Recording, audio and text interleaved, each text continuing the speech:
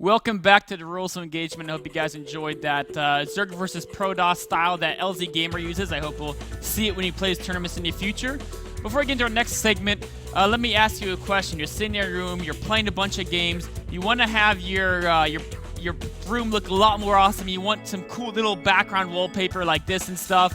What do you do if you don't want to go out and find that wallpaper and pay for it, take all that time and money?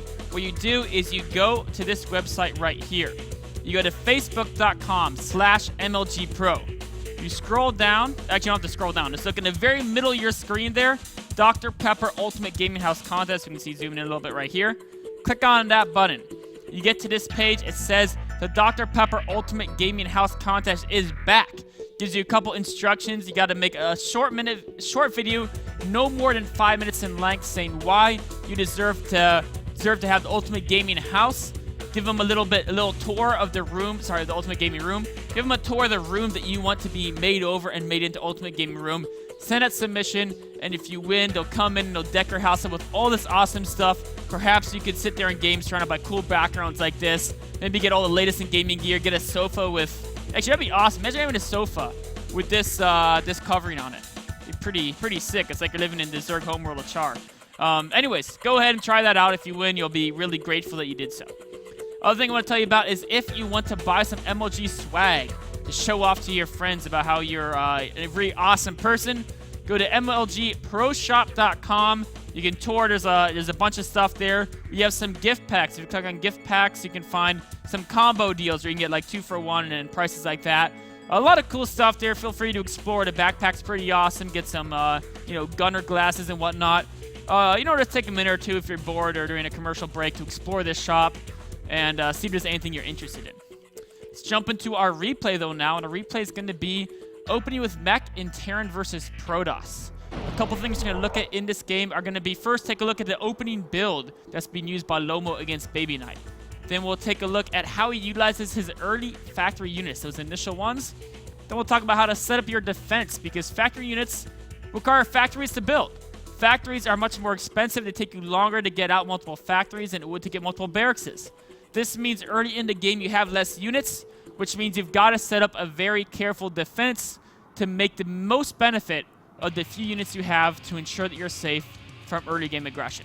So let's jump into this game and talk about the opening build he does. So one thing that's interesting, before he switched his barracks, his reactor from the barracks to the factory, in fact, let's actually back this up just a bit here. We can notice that he actually reactored out quite a number of Marines here. He's got 3 here, 2 more on the way. And this does 2 things, reacting out these Marines. One is it slows down your factory attack. You're like, oh, that sucks, I want to get factory units out. Well, that's a slight disadvantage. But if you do that, what it does is it helps versus an early Mothership Core, because the Marines shoot Mothership Cores, and you won't die to Mothership Core harass.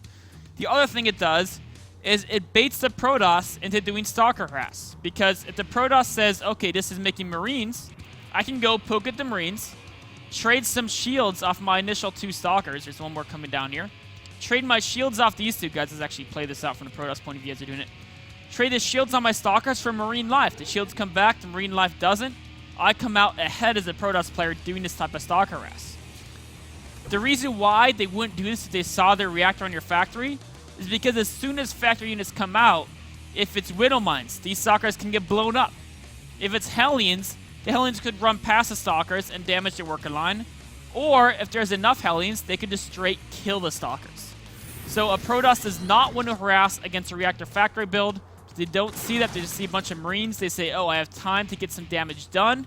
I can trade my shields for some Marine life. And normally this is good, right? He very little damage on these Stalkers. He killed 1 Marine, damaged a couple others. Overall, that's good for Protoss, except all of a sudden, the factory units come out, and these Stalkers are in trouble. The Hellions can run them down, and Lomo gets a nice, cost-efficient trade. The next part, now that you've done that, you've got a little bit of an advantage in units lost column. You can see they have 350 to 200.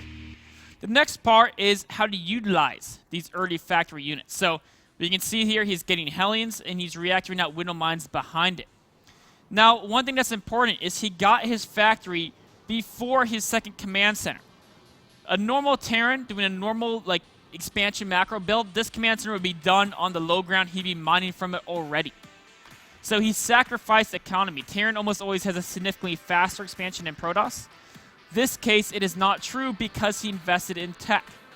So it's important that he has to be cost efficient with his first units. He's already done that to some extent. 150 resources. That's enough if the game went on as normal.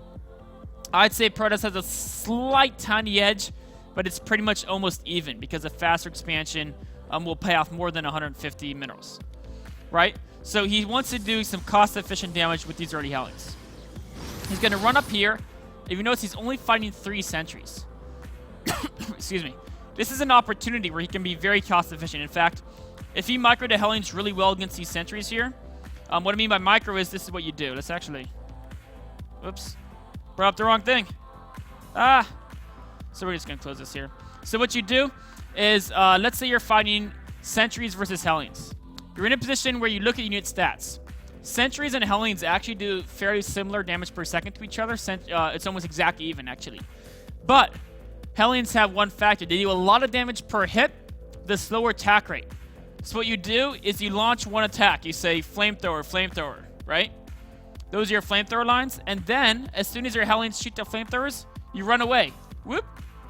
And then the sentries only get one attack off. You each attack once, you run away. Then, a second later, you run back. And then you go back and when you run back, oops, let me get this thing back here. Then you do another flamethrower. And now you're trading 2 attacks for 2 attacks. And then all of a sudden all those sentries are dead. You've only taken minimal damage because the sentry's strength against Hellions is it attacks very fast.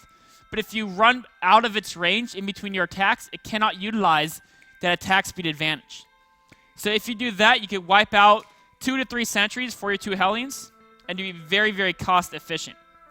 Now instead he decides to go for the probes, which is often a good idea, but with a great base setup like Baby Knight has, Baby Knight's able to trap these Hellions, great force field, and the Hellions are only able to get a single probe kill before they go down.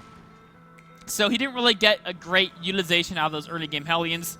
In fact, the unit loss tab is now, it's almost even, right? Before he was ahead by a good bit, now it's almost even, and that's not where Terran wants to be if they invest in that tech early. But, you know, it's just a small disadvantage. It's not that big a deal. You still have the fact that you've got some cool tech units out. You're progressing on your mech build. Your orbital's almost done. It's not the end of the world.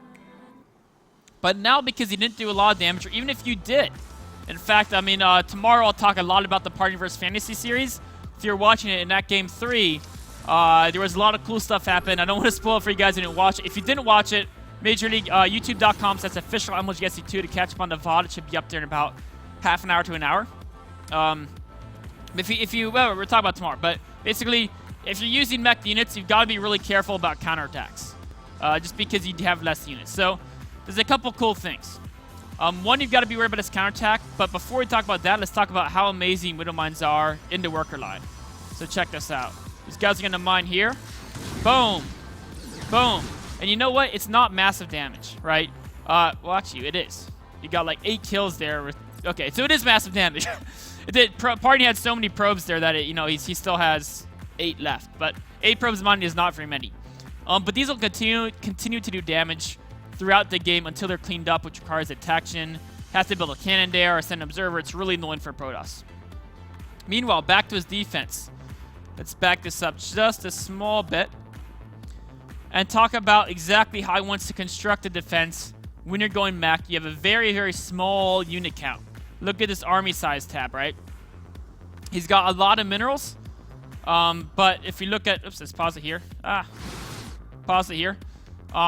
His opponent has, 400 more resources in minerals, 700 more resources in gas. He's significantly outnumbered, right? So this is where you really don't want to be at. Now, a couple things about the positioning. So as you notice here, these Widow Mines are all dying because Observer can see them and the Stalkers can shoot at them. Widow Mines have range 5.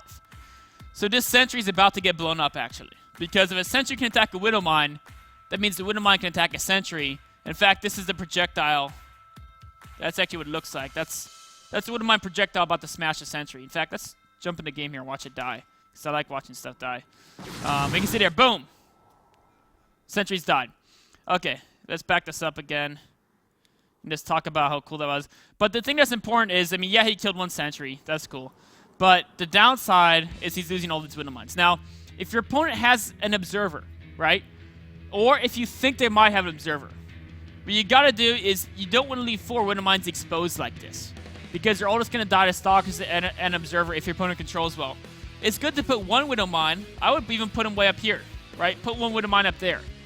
What that does is, 1, it gives you an early warning. You have plenty of time to pull SCVs, get ready to defend.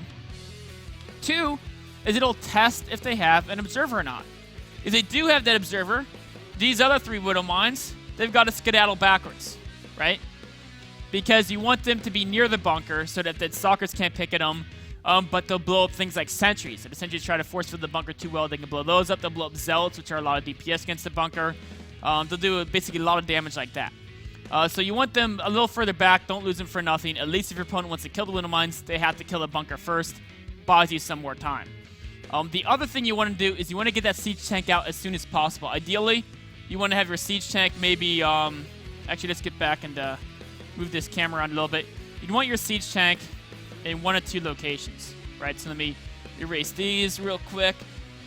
You want your siege tank not up at the very edge. You know why? If you put your siege tank here, what happens is they have all these stalkers here. They are observer, they kill them, your siege tank dies, that's not good. Right? If your opponent has vision of high ground, don't put that siege tank on the edge. You either want to put that bad guy right about here, at that X mark, or you can put it somewhere like right around here. Both those locations are great. Now think about it this way. If your opponent wants to kill a siege tank with stalkers, they've got to be right here. It means the bunker can shoot them. And it means if you put a widow mine right here, that'll blow them up. Another widow mine right here, etc. You're in great shape for that defense. Now, all that this relies upon is the fact you have that siege tank. So, if you want to get a defense, you've got to have that siege tank out at least by a 9-15 minute mark, or have a massive amount of other support here. And the problem is that there's no siege tank in production. In fact, let's actually rewind this back and see when you could have had a siege tank out with the build he chose. So if you fast forward to here, this factory finished at exactly the 9:08 minute mark. If it's flying over and lands at right by this tech lab here, then let's say you start producing at the 9:12 mark, something like that. A siege tank takes exactly 45 seconds. By the 10 minute mark, that siege tank should be done. And you know what? If you have a siege tank coming out right now and sieging either on the ramp or sieging even on the high ground back here where it can't be hit by stalkers, somewhere in that zone, and you still have this bunker alive, you're in very, very good shape against that stalker push. Unfortunately, in this game, as you can see what happens, the siege tank is not done. It's just started. And with that much damage per second out against this single bunker, some great force fields can come down, isolate those SCVs, prevent it from being repaired. And then, unfortunately, Lomo is just crushed on the attack here. And you can see here, Stalker's killing everything. And he has to GG out. Baby Knight wins the game. Even though, if we look at this income tab, right? Get back in the game. Baby Knight is actually not doing that great in economy. Before he killed all the probes, he lost significant counts of his own because the workers killed there. A lot of probes went down to those window mines. So as long as you can defend with these openings, you can do very, very well. You've got to get a siege tank out as soon as possible.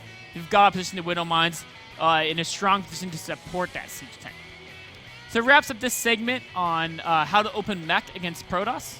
We'll take a short break. We'll be back for our third segment, which is going to be about how to use Phoenixes in a Phoenix Mirror in Protoss versus Protoss.